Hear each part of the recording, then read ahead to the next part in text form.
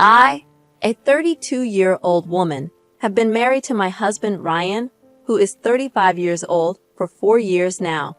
My background is quite different from Ryan's. I come from a broken family where my mother struggled with addiction, and my father had to care for me and my sister. Unfortunately, my sister chose to live with our mom and also became addicted, leaving me with a sense of isolation. In contrast, Ryan's family is a tight-knit and extensive clan. He has a brother, 3 sisters, numerous uncles and aunts, all of whom are incredibly close. They celebrate Christmas together every year, which is a heartwarming experience. I'm truly grateful not only for Ryan, but also for his family. Ryan and his brother Cole don't always see eye to eye, with some remnants of sibling rivalry, though they generally get along. Their fundamental difference lies in their worldviews. Ryan, coming from a big family, has always wanted to have a family of his own, a sentiment I share. I've never experienced the joys of a large, supportive family and the constant activity in the household. On the other hand, Cole vehemently opposes having children. He and his wife, Ruth, refuse to have kids or even be around them, which has become a major point of contention between Ryan and Cole. Things took a turn for the worse when I became pregnant. While everyone in the family was ecstatic and in celebratory spirits, Ruth and Cole acted as though a great tragedy had befallen me. Their comments were hurtful, suggesting I should plan a farewell party instead of a baby shower because I'd be saying goodbye to my life. They also made insensitive remarks about how I'd become fat and ugly for the rest of my life. Ryan attempted to intervene, but they remained stubborn, so we decided to limit contact with them. Fortunately, Ryan's sisters supported our decision, as they were also fed up with Cole and Ruth's behavior. All 3 of them had kids of their own, and Cole and Ruth were never willing to assist, even in emergencies. My pregnancy was challenging, especially as we were expecting twins, and I battled severe nausea and debilitating swelling in my feet by the end of the 2nd trimester. I used to struggle after walking just 20 meters, gasping for breath. Throughout this challenging period, Ryan had been my rock, offering unwavering support. His sister, Allison, also came to our aid. Among Ryan's 3 sisters, 2 resided in other states. However, Allison, the eldest, lived in the same city as us, and her assistance was a true blessing. Allison herself had a 3-year-old daughter named Sarah, who was an absolute sweetheart. Sarah adored spending time with both Ryan and me and never missed an opportunity to help with babysitting. When my twins were born, our entire family came to celebrate the joyous occasion. However, Cole and Ruth, Ryan's brother and sister-in-law, were notably absent. Despite the help from the rest of the family, managing 2 infants was quite a challenge, but having the support of my family made things more manageable. Then, one night, at 11 p.m., I received a call from Child Protective Services, CPS, informing us that both Ryan and I were required to immediately go to a specific address. I explained that I had twins and at least one parent needed to stay with them. CPS insisted that I come while leaving Ryan with the children, as they had received a report of an unattended child alone in a house a few streets away, and that house belonged to Cole. My mind raced with a million thoughts as I made my way there. Initially, I assumed it was a mistake. I even considered the possibility that one of the 2 had a secret child, but it seemed highly unlikely. Upon arriving at the house, I saw several officers present and a terrified, sobbing Sarah. She was crying so hard that it seemed her lungs might burst. Without hesitation, I rushed to her and embraced her tightly as she clung to me. Sarah's emotional state shocked me. Allison was nowhere to be found, and the CPS representatives began asking me how I knew Zara and if I was aware of her mother's whereabouts. I explained that she was my sister-in-law's daughter, and I was often the one to babysit her in case of emergencies. It left me bewildered as to why Sarah was in this situation. They requested that I call Allison, but she was not answering her phone. Additionally, they inquired with the person who had informed them about what he had witnessed. He explained that he had witnessed a tall woman with short brown hair driving up with Sarah a few hours earlier. My brother-in-law and sister-in-law Colin and Ruth were present in the house at that time. According to the witness, he saw them engage in a heated argument for a while, after which Allison left the house in tears. Within an hour and a half, both Colin and Ruth left the house with bags and everything they needed. When the witness inquired about Sarah's well-being, they dismissively told him to mind his own business. This incident occurred around 8 p.m. The witness waited for their return, but when they didn't come back, he decided to call CPS. I was livid. It felt like steam was coming out of my ears. I couldn't believe the audacity and insensitivity of Colin and Ruth. I was also upset with Allison. Why hadn't she called me? Why did she have to leave Sarah with those two irresponsible individuals for such a long time? My anger led me to file a complaint with the police against Colin and Ruth. I didn't care about the consequences. All that mattered was Sarah's safety. When I returned home with Sarah from the police station and shared the details with Ryan, he disagreed with my decision. He insisted that, regardless of their actions, Colin and Ruth were still family, and we didn't know their reasoning behind their behavior. Now, I'm starting to question whether he might be right. I don't have the full story, and my decision to file a complaint might have serious consequences. Despite Sarah's safety, I'm doubting my judgment. Was I too hasty in going to the police without knowing the complete truth? Eventually, we managed to reach Allison. CPS had also contacted her, informing her that Sarah was with them. Allison explained that her husband, Mark, had met with a severe accident, and she had to rush to the hospital. In this emergency, she had contacted Colin and Ruth, asking them to take care of Sarah for just one night. She had promised to collect her the next morning. Allison had even packed Sarah's food, and Sarah, being a quiet and undemanding child, wouldn't have caused them much trouble. All these arrangements were made through texts and calls before she dropped Sarah off at their place. Allison didn't want to burden us because she knew we were already dealing with a lot. When she left Sarah with them, they began berating her, claiming they were child-free and had no time for such responsibilities. Allison pleaded with them because Mark was in critical condition, and she couldn't take Sarah to the hospital with her. Reluctantly, Colin and Ruth agreed. After that, Allison had no idea what happened. She called them at 10 p.m., and they assured her that Sarah was fine. It was only when CPS called her that she realized they had left Sarah alone and gone on a vacation. She was sobbing uncontrollably, mentioning that now that Mark was out of danger, she faced the risk of losing her child. Ryan drove her back from the hospital, and we managed to put both her and Sarah to sleep. Ryan's anger was palpable, and it was the angriest I had ever seen him. He made numerous calls to Cole, at least 20 or more times, but it all went straight to voicemail. My disdain for people had reached a new low, and Colin and Ruth were the ones responsible for setting this new standard. It was indeed a harrowing day. Cole and Ruth eventually returned home. They had been summoned for questioning, and they were furious with me for reporting them when, in their opinion, it was none of my business. I firmly told them to back off, emphasizing that their child-free status should not take precedence over helping the family in times of such distress. Their child-free choice should not outweigh the safety and well-being of a 3-year-old child. I stressed that anything could have happened to Sarah while she was left alone in a house that was not child-proof. I urged them to reconsider their priorities. Fortunately, the police officer understood Allison's situation, and although Cole and Ruth were let off with a warning, they had to pay a hefty fine. Currently, we are not on speaking terms, and I couldn't be happier. It has been a month since Mark's accident and the entire ordeal. He is getting discharged today. Sarah had been mostly living with us during this time, and she caused no trouble at all. Allison is understandably exhausted, so Ryan will be going to assist her. One of Ryan's other sisters has also come over to lend a helping hand. This has undoubtedly been a tough period for the family, but we made it through.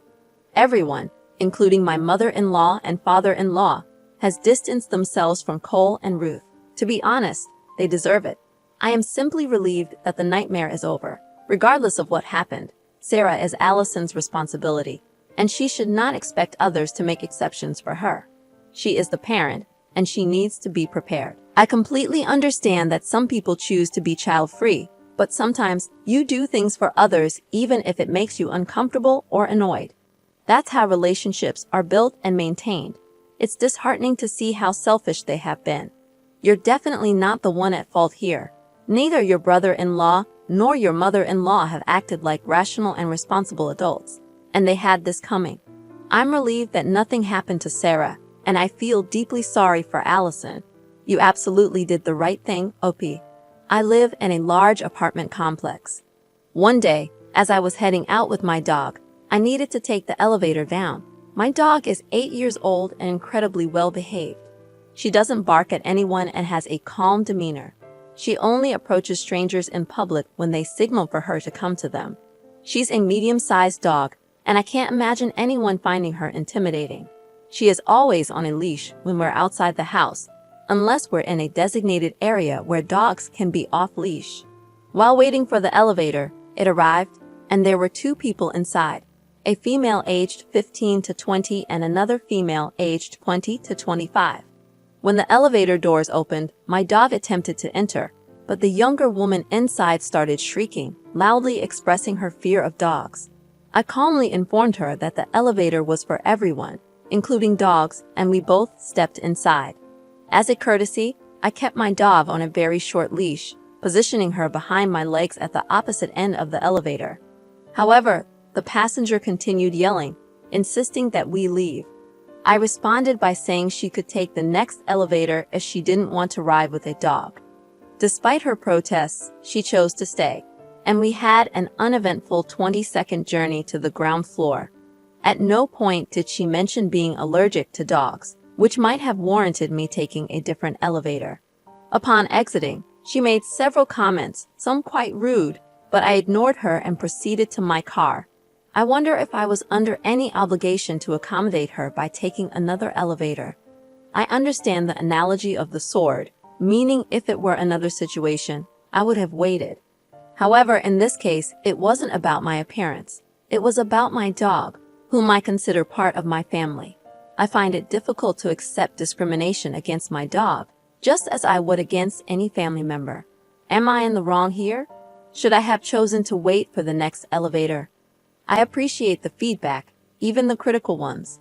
I posted this to learn, grow, and be better. I acknowledge my oversight, and I understand now that it wouldn't have cost me anything to wait for the next elevator. I will make that choice in similar situations in the future. Additional context: my dog was behind my legs, pressed against the elevator wall. The other passenger could have easily exited if they had wished. I want to clarify that I did not corner her, as some have suggested. I was positioned between the other passenger and my dog was on a very short leash. On a related note, we are planning to visit my husband's mother's house for Thanksgiving. I brought up a month ago that we should time our visit differently because my 1-year-old son, whose birthday falls in February, needs a nap and already has issues with being at their house. My son doesn't particularly enjoy visiting their house for some reason, and he's quite resistant to being put down. However, we had a breakthrough in making plans for our Thanksgiving visit. He had a full nap right before we left for their house, which made him more receptive to being there. My mother-in-law and I decided that it would be best for everyone if we met up at their house around 5 in the evening. This way, my son could have a proper nap, eat when he got there, and feel more comfortable. My brother-in-law called her yesterday, and it seems she didn't relay the information to him about our plans for a later dinner. He mentioned that he was going to his girlfriend's mom's place at 6 and wanted to do dinner at noon. This caused my mother-in-law to call my husband, and she was visibly upset, even hyperventilating, apparently because my brother-in-law wanted to change the time and was asking my husband for approval. This is where our argument began. I'm a stay-at-home mom, and my husband works full-time. I firmly believe that children up to 7 years old should have their naps because it's crucial for their development. I expressed my frustration to my husband, explaining that if I had known the time was going to change, I would have adjusted our son's sleep schedule. I didn't want to go there and have an upset child who missed his nap and wouldn't eat until 4. My husband's response was that our son would have to do things he doesn't want to in life. so it shouldn't matter if he doesn't get a proper nap. I became upset because I felt like he wasn't prioritizing our child's needs over dinner plans. I understand that I could be the one in the wrong here, but I don't see how it's fair to our son to skip his nap altogether. I just didn't understand why my husband wasn't putting our child's well-being first over dinner plans. I recognize that my child doesn't revolve around our schedule. Instead, we should adapt our schedule to meet his needs. I got upset because I couldn't comprehend why my husband wasn't putting our child's well-being first over dinner plans. I understand that I might be in the wrong here, but I don't see how it's fair to our son to skip his nap altogether. I'm torn, Reddit, so please let me know if I'm being unreasonable here. I'll gladly answer any questions to provide more clarity. Update. I've decided to give up the fight and just go when they say. Everyone else's happiness seems to matter more in this situation, and I've reached a point where I no longer care. When my husband came home, he immediately called his mom and vented his frustration about the sudden change in dinner time, emphasizing how absurd it was to cater to his older brother. He passionately expressed his annoyance for nearly 2 hours, highlighting his brother-in-law's disrespectful behavior, which we've grown to despise. Oh my goodness, everyone in this post is absolutely wild. I want to express my gratitude to all of you who truly understand the challenges of children's sleep schedules and the chaos that ensues when it's disrupted. We've decided to comply with the new time, although my husband informed his mother that we might not be able to eat much, as our son is likely to be upset, given the change in his routine. Luckily, he napped an extra hour today, so hopefully that might make things a bit easier, but who knows for sure. Additionally, I am thankful that my husband stood up for us. Initially, he brushed off the significance of our son missing his nap, saying, "Who cares?" just to pacify his mother. However, after reflecting on the situation during the rest of his shift, he came to his senses. Being the youngest in the family, he often feels overshadowed by his mother's preference for his older brothers. There's an ongoing struggle between the siblings, and my husband frequently feels disregarded. Regarding our son sleeping at their house, it's simply not an option. Unlike some children who can fall asleep anywhere, our son doesn't easily settle down. Unfortunately, my husband's family consists only of his mom, his 2 brothers, and his stepdad, with no cousins or extended family. It's a small family, which usually makes planning events ahead of time easier. We confirmed the dinner time with his mom on Sunday, and she admitted that the confusion was entirely her fault for not informing his brother about the set time. However, she has chosen to ignore my husband's inquiry about why she's prioritizing his brother's wishes over the previously agreed upon schedule. The older boys tend to use the tactic of threatening not to show up as leverage, and she believes my husband will follow suit and not attend at all. We've decided to stick with the changed dinner time, putting an end to our earlier disagreements. Yes, my husband has his flaws, just like anyone else, and I'm well aware of my own shortcomings. We make a conscious effort to acknowledge our issues and work on them as a united front, always striving to do what's best for each other.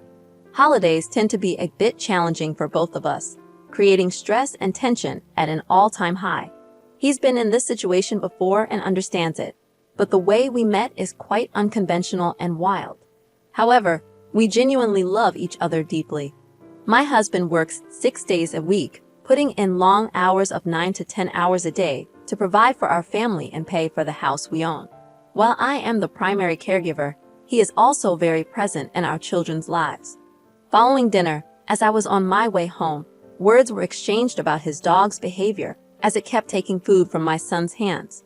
I told my brother-in-law to back off, walked into the bathroom, and just as the door latched, I overheard him talking to everyone about me, mentioning that I had told him to back off regarding his dog.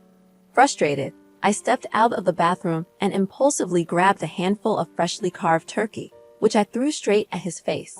My husband had to step in to calm us down, and then went to find his mom, who was likely hiding upstairs, possibly in tears. He eventually convinced me to return inside to finish dinner, with the condition that we drive 2 hours away on Monday to get Hawaiian food. I firmly believe that a child who hasn't had a nap can make dinner a challenging experience for everyone. Your mother-in-law knew and understood this, which is why she agreed to change the dinner time. If you go and your son misbehaves, Make sure your husband and brother-in-law step up and deal with it. What are your thoughts on today's stories? Feel free to share your opinions in the comments below. Don't forget to leave a like and subscribe, as it greatly supports the channel. We look forward to seeing you in the next one.